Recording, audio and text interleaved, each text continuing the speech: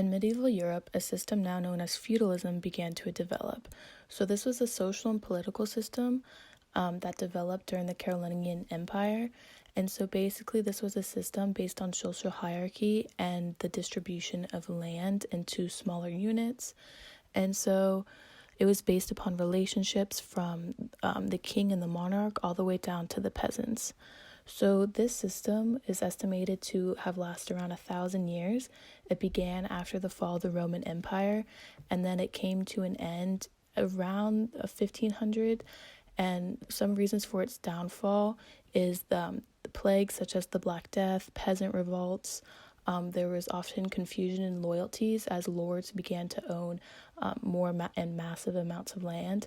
And then also due to an increase in commerce and the Crusades. But some key characteristics that we'll be going over in this PowerPoint is specifically how and why it formed during this time. Feudal relationships between the kings, the lords, and the serfs, and then how the system varied across Europe. And then lastly, we'll be going over the military service. Feudal development, how feudalism began. The term feudalism arose during the fall of the Roman Empire. The emperor granted protection for the people against invading groups. It was a form of reciprocating protection and services. Feudal development, invasion of the barbarian groups. Lord owned all the lands and communities. People turned to the Lord to grant them protection and safety in return for their labor. People were forced to pay high rent and stay within the community. People believed that their services meant that they would have a better life in heaven. As feudalism continued to flourish in medieval Europe, the social hierarchy became evident. So this system of feudalism knit everyone together through the distribution of land, and at the top of the hierarchy was the king or monarch. So the king often owned a vast region of land, and it was often too large for just him to protect and tend to themselves. So they gave smaller chunks of it to higher up nobles, or for another word, lords. And so by distributing out the lands, the king is earning the Lord's loyalty, and the Lord will provide the king with money or soldiers in a time of need. And so the lords, on the other hand, they are getting a manor. And so a manor is a region of land, and it often includes a manor house for the Lord to live in. It has a small village, which could include church, pastures, etc. And so from this, the lords are gaining basically power, status, and money, because during this time, if you own land, that meant you were wealthy. And so through this relationship, the nobles or the lords are basically the king's vassals. And so a vassal is just a person that is basically in a subordinate position to another. Just as the lords were vassals to the kings, the lords themselves had their own vassals. So what would happen is the noble or lord of the manor would further distribute the land to lower vassals, and this is a process known as subinfeudation. And basically this is just the practice of subletting your land into distinct tenures for other people to tend to. And so basically the smaller regions of lands that the lords would distribute will be known as fiefs. So basically a fief is a gift, and those are, again, most often land. And once the fief is given, this then creates a relationship between the lord and the vassal. And so this relationship is set at the ceremony of homage. So basically, at this ceremony, the vassal appears before the lord, and they're often weaponless as a sign of submission. And so then the vassal will kneel and then put his hands together in a praying position. And then the Lord will cover his own hands on top of them and raise him up, and they would exchange a kiss. So this shows that the Lord will protect and raise up the vassal, but it also shows that he has the power to destroy him. And so then after this ceremony, an oath is then sworn that the vassal would provide military, political, and financial support to the Lord. And so through this exchange, the Lord is getting his loyalty and service, and then the vassal is gaining land. And like mentioned before, during this time, land is power, it's status, it's money, because then through this land, the vassal can grow crops, and he he gets serfs to tend to the land. So while the vassals owned the land, the serfs did most of the work on it. And so during this time, the serfs were the biggest class in feudal society, as they're estimated to make up at least 75% of the population. And so basically, in this relationship, the serfs who occupied the land were required to work for the lord and the vassal, and basically they would just tend to the food, do the crops, and they also sometimes would work in mines and forests and roads that were on the lord's manors. And so and then through this exchange, the serfs themselves are getting the necessities in life, as they could then live on the land for shelter. They could eat some of the food that they grew, and then they also are provided protection during this time. And so often serfs are confused as slaves, but the main difference is that a serf is not property. They're not a person who can be bought, who could be sold. They're just a person who owes feudal obligations to a vassal. However, serfs did have little rights, as they often could not leave the land without the lord's permission, but oftentimes they wouldn't want to, because during this time in medieval Europe, there was often a lot of attacks by tribes and people that were trying to reunite Europe. And also, they had little education opportunities, and because of this, it was nearly impossible for serfs to rise above the poverty level.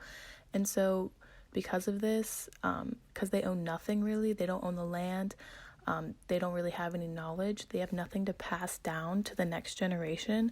So basically, they're stuck being serfs, as it's hard to rise to the next social class. And now the picture to the right of the slide is just an easier way to look at all the information I previously went over. But just to go over it again quickly, at the top is the king or monarch. So they will distribute the land known as manors to lords, which are vassals to the kings. And so through this relationship, they are gaining land, which is power, status, and money, while the king is getting military aid and the loyalty of these people. And then next, below the lords, are the knights, which are vassals to the lord.